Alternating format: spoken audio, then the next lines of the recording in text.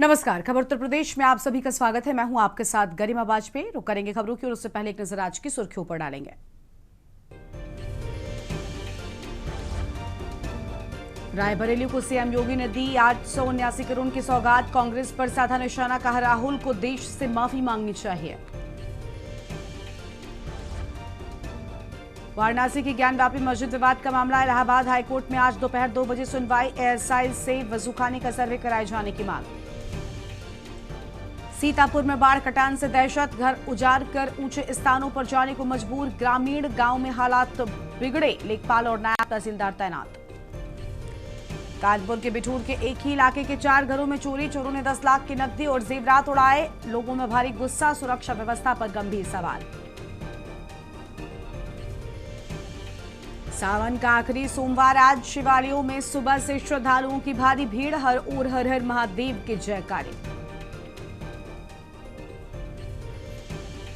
आज यूपी के कई जिलों में भारी बारिश का अलर्ट। कुछ दिन दक्षिणी और पूर्वी इलाकों तक सिमटेगी मानसूनी बरसात। आप देख रहे हैं के न्यूज, खबरों का सारथी।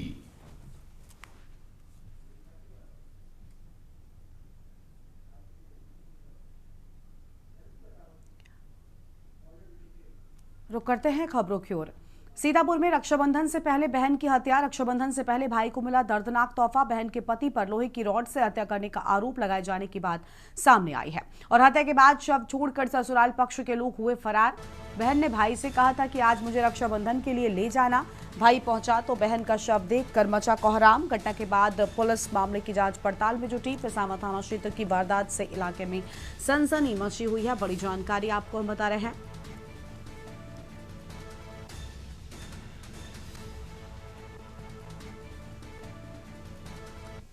बहन ने भाई से कहा था आज मुझे रक्षाबंधन के लिए ले जाना, लेकिन भाई घर पहुंचा तो बहन का शव मिला। बड़ी खबर आपको हम बता रहे हैं। घटना के बाद पुलिस पूरे मामले की जांच पड़ताल में जुटी हुई है। अहम जानकारी आपको हम बता रहे हैं।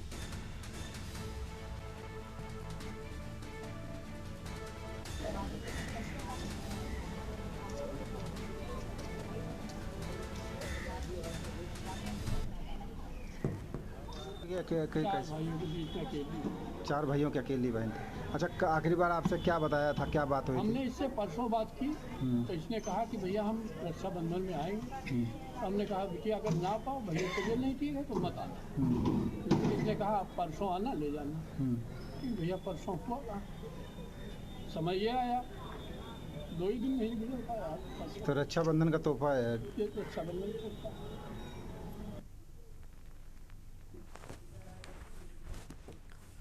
और अब सीधा आपको रायबरेली लेकर चलते हैं। मुख्यमंत्री योगी क्या कुछ कह रहे हैं, सुन लेते हैं। दंगा, कर्फ्यू, भ्रष्टाचार, ये यूपी की नीति बन चुकी थी। गरीबी, बदहाली, ये यूपी की बदहाली बन चुकी थी। गरीब के हक पर डकैती पड़ती थी। बिजली के बारे में मनोज पांडे जी कह रहे थे, एक सप्ताह दिन में, एक सप्ताह रात्रि में, वो भी 3 घंटे के लिए बिजली आती थी।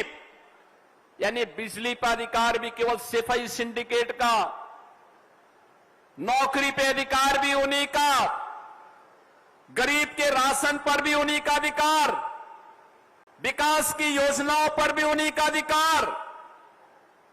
कोई विकास नहीं।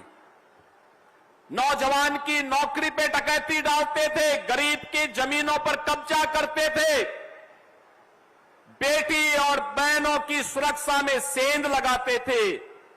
लेकिन उत्तर प्रदेश आज बदल चुका है। प्रधानमंत्री मोदी जी के नेतृत्व में अब नए उत्तर प्रदेश में हम देख रहे हैं, नया उत्तर प्रदेश। आज का ये नया उत्तर प्रदेश, बहनों और भाइयों, यहां पे अब बेटी और व्यापारी की सुरक्षा में कोई सेंध नहीं लगा सकता और सरकार का पहले से तय, पहले से ही जीरो टॉलरेंस कि बेटी और व्यापारी की सुरक्षा में कोई सेंध लगाएगा तो 2 ही जगह होगी, या तो जेल या जहन्नुम। इसके अलावा तीसरी जगह नहीं होगी।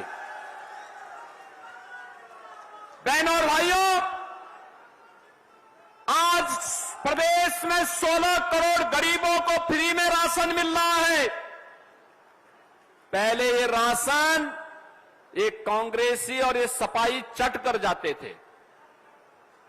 आज प्रदेश के अंदर 10 करोड़ गरीबों को आयुष्मान भारत की सुविधा में या मुख्यमंत्री जन आरोग्य योजना के अंतर्गत फ्री में 5 लाख रुपए की स्वास्थ्य बीमा का कवर प्राप्त हो रहा। हर वर्ष 5 लाख रुपए की स्वास्थ्य उपचार किसी भी पैनल्ड हॉस्पिटल में वे करा सकते हैं, कोई रोक टोक नहीं।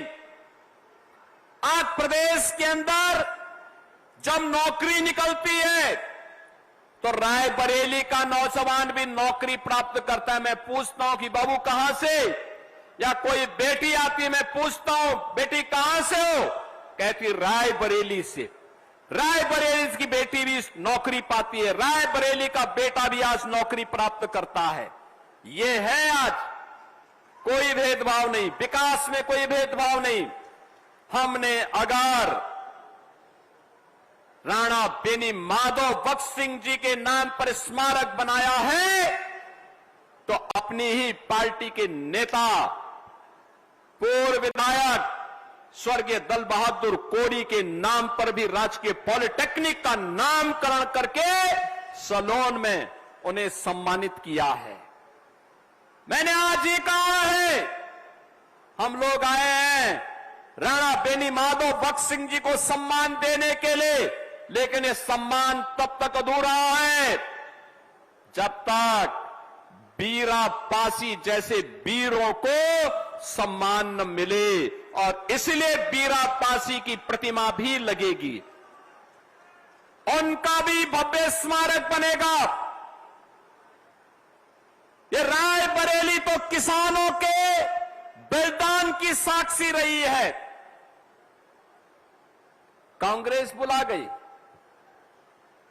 उनको लगता है जैसे कांग्रेस के आने के बाद ये सब कुछ देश ही बना है। ये प्राचीन देश है। कांग्रेस ने देश को बांटा, कांग्रेस ने समाज को बांटा, कांग्रेस ने संविधान का गला घोंटा और आज फिर समाज को बांट करके तुष्टीकरण की नीति पर चल करके देश को की सामाजिक एकता को छिन्न भिन्न करने के लिए ये लोग विदेशी पैसे के बल पर भारत की सामाजिक एकता को खंडित करना चाहते हैं। हमें सतर्क और सावधान होकर के प्रवर्तमान में मोदी जी के नेतृत्व में चल रहे विरासत और विकास के इस अभियान को आगे बढ़ाना चाहिए। बहन और भाइयों, कल कांग्रेस के प्रदेश अध्यक्ष का आचरण अयोध्या में आपने देखा होगा। ये भारत की विरासत को अपमानित करने जैसा है। याद करिए, ये लोग पहले राम की विरासत पर प्रश्न उठाते थे, कहते थे राम हुए ही नहीं। कृष्ण की विरासत पर प्रश्न खड़ा करते थे, कहते थे कृष्ण हुए ही नहीं। और आज जब अयोध्या में 500 वर्षों की गुलामी की बेड़ियों को तोड़ करके प्रभु श्री राम का भव्य मंदिर का निर्माण का कार्य संपन्न हुआ है, ये लोग उसको पचा नहीं पा रहे हैं। बहनों और भाइयों, मैं धन्यवाद दूंगा श्री मनोज पांडे जी को। विधानसभा का सत्र चल रहा था, कांग्रेस की समाजवादी पार्टी की तरफ से प्रस्ताव आया था और कांग्रेस की तरफ से भी यहां पर हमारे सामने विधानसभा में प्रस्ताव आया था कि भाजपा के लोग तो अयोध्या गए, हम लोग भी अयोध्या जाना चाहते हैं। मैंने स्पीकर साहब से कहा, मैंने कहा सभी सदस्यों को एक दिन अयोध्या की यात्रा में भगवान राम के मंदिर का दर्शन कराने के लिए लेके चलना चाहिए। उन्होंने कहा कि जब भी सरकार कहेगी हम सभी विधायकों को लेके पहुंचेंगे। और बहनों और भाइयों, जैसे ही योजना बनी, समाजवादी पार्टी ने उससे अपने आप को विड्रॉ कर दिया। समाजवादी पार्टी ने कहा कि हम नहीं जाएंगे, लेकिन मनोज पांडे जी ने कहा, मनोज पांडे जी ने कहा नहीं, राम हमारे मतभेद भले ही पार्टी के स्तर पर हो सकते हैं, राम के साथ हमारे मतभेद नहीं हो सकते। राम हमारे प्रभु हैं, हमारे आराध्य हैं। और समाजवादी पार्टी की इन बेड़ियों को तोड़ करके मैं अयोध्या जाऊंगा। और वे अयोध्या आए, उसकी कीमत उन्हें क्या चुकानी पड़ी? यानी प्रभु राम के प्रति श्रद्धा व्यक्त करने की कीमत क्या थी कि सपा के राष्ट्रीय अध्यक्ष अखिलेश यादव जी ने उन्हें समाजवादी पार्टी से बाहर का रास्ता दिखा दिया। हमने कहा चिंता मत करिए, आप भारतीय जनता पार्टी में आइए। आपने राम भक्ति दिखाई, आपने कहा प्रभु हमारे राम हैं, राम हमारे प्रभु हैं, आपका सम्मान है, हम आपका सम्मान करेंगे, आप आइए पार्टी में। और उन्होंने आज भारतीय जनता पार्टी के साथ मिलकर के आगे की राजनीतिक यात्रा को प्रारंभ करने का निश्चय किया है। बहन और भाइयों, जो राम का होगा वो हमारे काम का होगा, जो राम का नहीं होगा वो हमारे किसी काम का नहीं होगा। रायबरेली से आप सुन रहे थे मुख्यमंत्री योगी आदित्यनाथ को, जिनकी ओर से अहम बातें कही गई और साथ ही विपक्ष पर जोरदार हमला भी बोला गया है। आगे बढ़ेंगे खबरों की ओर। अलीगंज में 8 साल की मासूम से छेड़छाड़ का आरोप। दुकान पर सामान लेने पहुंची थी मासूम बच्ची और मासूम को बहाने से अंदर बुलाने का आरोप लगा है। दुकानदार पर मासूम से छेड़छाड़ का आरोप लगा। घटना के बाद परिजनों ने पुलिस से पूरे मामले की शिकायत की है। तहरीर मिलते ही बीएनएस और पॉक्सो एक्ट में मुकदमा दर्ज कर मामले की जांच शुरू कर दी गई है और अलीगंज पुलिस आरोपी के खिलाफ कार्रवाई पर काम कर रही है और कार्रवाई पर सभी की नजरें टिकी हुई हैं। बड़ी जानकारी आपको बता दें, दुकान पर सामान लेने पहुंची थी मासूम बच्ची।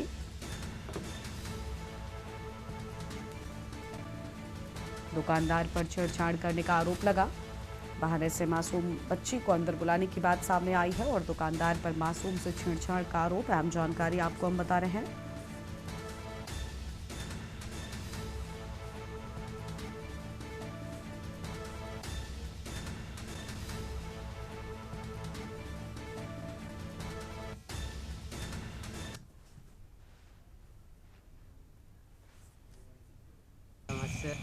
हम अपनी बेटी की उस वजह से क्या समस्या हुई? समस्या ये हुई, मेरी बेटी गई थी लगभग 5 बजे के टाइम, सौदा नहीं तो इसने बदतमीजी की दुकानदार ने। किसने करी? वो मान नाम का दुकान है। किसने बदतमीज? उसका नाम क्या है? उसका नाम सलमान ही है और उसका बाप का नाम है चांद मियाँ। अच्छा, तो क्या हुआ? तो उसके साथ बदतमीजी की। उसके फिर आपको कैसे मालूम पड़ा? वो हमें फिर जब मैं काम से लौटा तब उसने मुझे बताया, तब मैं उसके पास गया। अच्छा, बच्ची ने आपको बताया? आगरा से खबर है, बेकाबू एक्सयूवी ने एक्टिवा सवार 2 सगे भाइयों को रौंदा। हादसे में 20 वर्ष शारिक की मौके पर ही मौत हो गई। बड़ा भाई बंटी घायल हुआ है और बीमार भाई बंटी को डॉक्टर को दिखाने जा रहा था शारिक। हादसे का लाइव फुटेज आया सामने। एक्सयूवी में 2 युवक को और 1 युवती सवार थे। बड़ी जानकारी आपको बता रहे हैं। और बल्लोचपुरा रेलवे क्रॉसिंग पर फाटक बंद देकर एक्सयूवी छोड़ फरार आरोपी।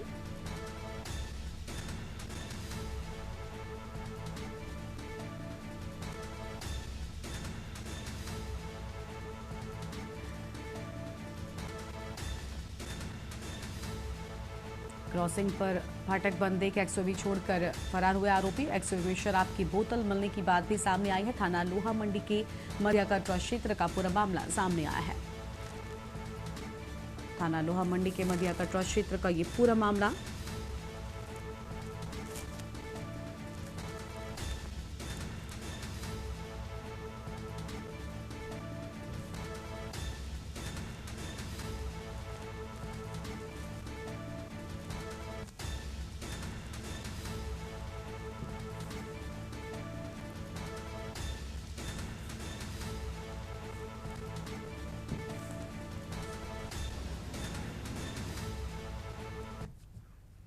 औरैया में पीआरपी यानी सचल पुलिस कंट्रोल रूम ने बड़ा सराहनीय काम करते हुए गाजीपुर गांव में फांसी लगाने जा रहे युवक की जान बचा ली। फांसी लगाने वाले युवक के परिजनों की सूचना पर तुरंत ही पीआरवी 8082 की टीम मौके पर पहुंची और दरवाजा तोड़कर युवक को फंदे से उतारा है। पीआरवी कर्मियों ने युवक को तत्काल ही प्राथमिक उपचार देकर 50 शैय्या अस्पताल में भर्ती कराया और पीआरवी कर्मियों की तत्परता और सूझबूझ से समय रहते युवक को इलाज मिला और जान बच गई है। इस सराहनीय काम में पीआरवी 8082 के कमांडर 376 मनोज चौधरी व चालक होमगार्ड 230 शिशुपाल सिंह की सराहनीय भूमिका नजर आई है।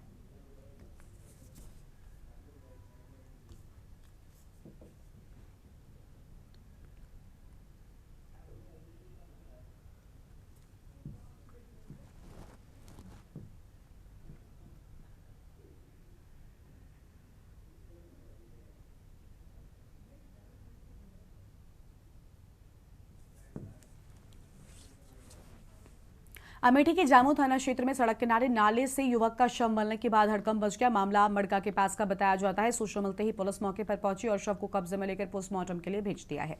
बताया जा रहा है कि मृतक युवक घर से अपने दोस्त के साथ बहन के यहाँ जाने के लिए निकला था कि देर शाम तक युवक के घर नहीं पहुंचने पर परिजन उसकी तलाश में जुट गए। इसी दौरान सड़क किनारे नाले में बाइक के साथ युवक का शव मिला। स्थानीय लोगों के मुताबिक जिस स्थान पर हादसा हुआ वहां सड़क पर मोड़ अनियंत्रित बताया जा रहा है। आशंका जताई जा रही है कि बाइक अनियंत्रित होकर सड़क किनारे नाले में जा गिरी होगी।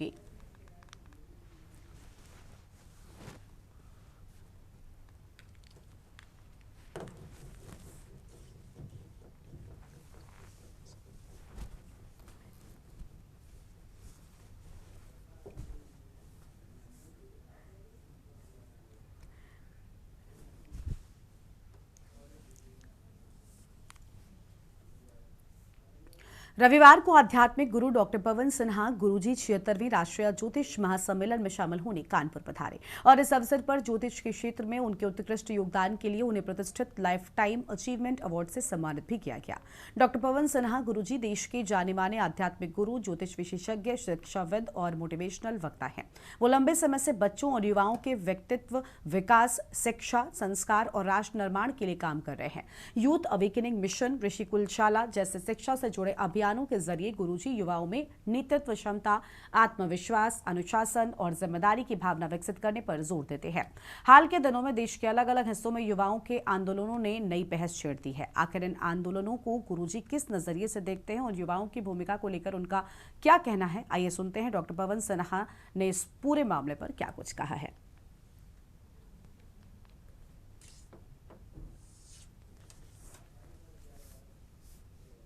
लोकतंत्र का एक हिस्सा है। अपनी मांगे रखना लोकतंत्र का एक हिस्सा है। हमारी जो डेमोक्रेसी है, वेलफेयर, लोक कल्याणकारी डेमोक्रेसी है। ये बुरा नहीं था, लेकिन मुझे बुरा ये लगा कि ये विद्यार्थियों की जहां बात हो रही थी, जिसके नाम पर इतनी सहानुभूति इस संस्था को मिली, तो उन्होंने वहाँ विद्यार्थियों को भुला दिया। वो राजनीतिक दलों को ले आए सामने। ये अच्छा नहीं था। और दूसरी चीज, वहाँ जिस प्रकार से अब संस्कृति का प्रदर्शन हुआ वो अच्छा नहीं था। गाली गलौज आदि, ये हमारी संस्कृति नहीं होनी चाहिए। मांगों को लेकर विरोध प्रदर्शन हो, कोई दिक्कत नहीं है। झारखंड में भी हुआ, जयपुर में भी चल रहा है। अलग अलग मत हैं और डेमोक्रेसी में सबको अपना मत स्पष्ट करने का अधिकार है, तो वो सब ठीक है। लेकिन इस प्रकार से अब संस्कृति उसमें नहीं आनी चाहिए। बाकी विरोध प्रकट करें, उसमें कोई दिक्कत नहीं है। सुनेंगे, प्रधानमंत्री जी ने सुना, इसको एड्रेस भी किया, बहुत सारे लोगों ने, बहुत सारे शिक्षकों ने उसको सुना और सहानुभूति भी रखी। तो उसी प्रकार से ये करें जो डेमोक्रेसी की स्प्रिट, तब उसमें कोई दिक्कत नहीं। रविवार को कांग्रेस के प्रदेश अध्यक्ष अजय राय का अयोध्या दौरा विवादों में घिर गया। अयोध्या पहुंचकर उन्होंने हनुमानगढ़ी में बजरंगबली का दर्शन कर हनुमान चालीसा का पाठ किया। फिर रामलला के दर्शन करके वो तारून के अर्पित मैरिज लॉन में आयोजित सम्मान समारोह में हिस्सा लेने पहुंचे। यहाँ किसी ने मछली बनाए जाने का वीडियो इंटरनेट पर वायरल कर दिया। इसके बाद आरोप प्रत्यारोप का दौर शुरू हो गया। कहा जा रहा है कि कांग्रेस अध्यक्ष ने सावन मास के दौरान मछली खाई है। हालांकि कार्यक्रम के आयोजक राम निहाल निषाद व अन्य नेताओं ने प्रदेश अध्यक्ष का बचाव करते हुए कहा कि मछली नहीं खाई गई। गलत आरोप लगाए जा रहे हैं। कार्यक्रम राम निहाल निषाद ने आयोजित किया था और इसमें निषाद समाज के भी लोग बड़ी संख्या में जुटे थे। उनके लिए भोज भी था। इसमें पूरी सब्जी के साथ मछली की भी दावत थी। भाजपा नेताओं के साथ ही कुछ स्थानीय लोगों ने भी सावन के पवित्र महीने में मछली खाने पर आपत्ति जताई है।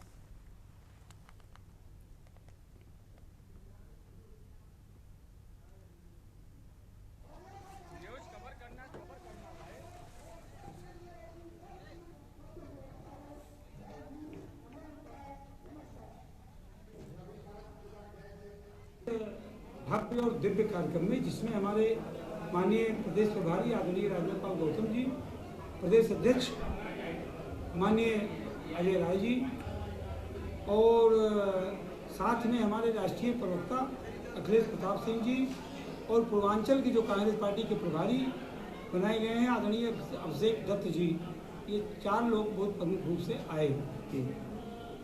वनवास के बाद जो राजतिलक हुआ था मर्यादा भगवान पुरुषोत्तम राम का, सब लोगों के जाने के बाद जाते समय अगर किसी को मर्यादा भगवान पुरुषोत्तम राम ने कहा कि आप तो हमारे सखा हैं, हमारे सहपाठी हैं, हमारे सहयोगी हैं, आप तो बार बार आपका घर है, आप आते रहिएगा। जय श्री राम भाइयों, आज चुनावी सनातनियों का एक फर्जी बावड़ा सामने आ गया है। जो अभी चुनाव आ रहा है तो सबको, चाहे कांग्रेस हो, सपा बसपा हो, उनको रामलला जो है दिखावे के लिए सबसे अधिक प्रिय हो गए हैं। राम मंदिर सबसे अधिक प्रिय हो गया दिखावे के लिए। जो कोर्ट में हलफनामा देते थे कि राम का अस्तित्व नहीं है, आज बार बार जो है चुनाव जीतने के उम्मीद से, चुनाव जीतने के लालच में ये लोग राम मंदिर आ रहे हैं। आज कांग्रेस पार्टी के नेता है, प्रदेश अध्यक्ष है अजय राय अयोध्या आए हैं, रामलला का दर्शन किए हैं, हनुमानगढ़ी का दर्शन किए हैं, लेकिन वो शायद भूल गए कि वो केवल मुंह के सनातनी है, केवल चुनावी सनातनी है। सावन महीने के अंतिम सोमवार को बड़ी संख्या में कांवड़ यात्रियों और श्रद्धालुओं के पंचाल घाट पहुंचने को देखते हुए जिलाधिकारी डॉक्टर अंकुर लाठर और पुलिस अधीक्षक आरती सिंह ने घाट पर पंचाल घाट पुल का निरीक्षण किया। दोनों अधिकारियों ने श्रद्धालुओं की सुविधा और सुरक्षा के लिए जिला प्रशासन की ओर से किए गए इंतजामों का जायजा लिया। निरीक्षण के दौरान अधिकारियों ने घाट पर साफ सफाई, प्रकाश व्यवस्था, पेयजल आवागमन और सुरक्षा इंतजामों को देखा। इसके साथ ही कांवड़ यात्रियों के गंगा जल भरने के लिए की गई व्यवस्थाओं की भी जानकारी ली। अधिकारियों ने संबंधित विभागों को निर्देश दिया कि श्रद्धालुओं और कांवड़ यात्रियों को किसी तरह की परेशानी न हो। जिलाधिकारी ने भीड़ को देखते हुए घाट पर आवागमन को व्यवस्थित रखने और लगातार निगरानी करने के निर्देश भी दिए हैं।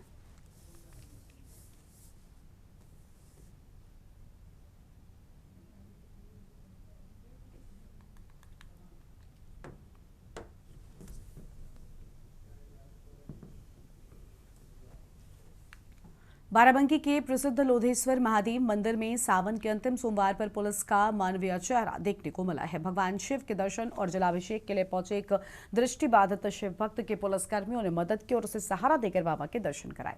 दृष्टिबाधित भक्त मंदिर पहुंचा तो पुलिसकर्मियों ने उसकी परेशानी को समझते हुए उससे अपने साथ लिया। पुलिसकर्मियों ने सहारा देकर भक्त को मंदिर तक पहुंचाया और भगवान लोधेश्वर का जलाभिषेक भी कराया। पुलिस की मदद से भक्त ने बाबा के दर्शन किए और पूजा अर्चना भी की है। मदद मिलने के बाद शिव भक्त ने खुशी जताई है और पुलिसकर्मियों का धन्यवाद किया है। पुलिसकर्मियों की इस पहल का वीडियो और तस्वीरें सामने आने के बाद क्षेत्र में मित्र पुलिस के इस मानवीय व्यवहार की सराहना हो रही है। श्रद्धालुओं का कहना है कि सुरक्षा के साथ साथ जरूरतमंदों की मदद करने का पुलिस ये प्रयास सराहनीय है।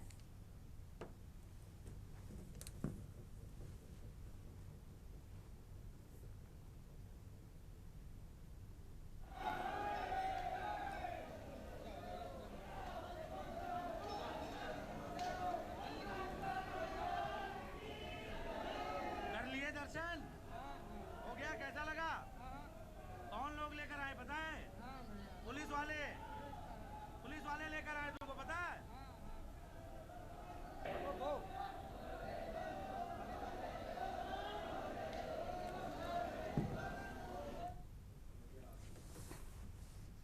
इस बुलेटिन में इतना ही। तमाम बड़ी खबरों के लाभ देखते हुए के न्यूज़ इंडिया। नमस्कार।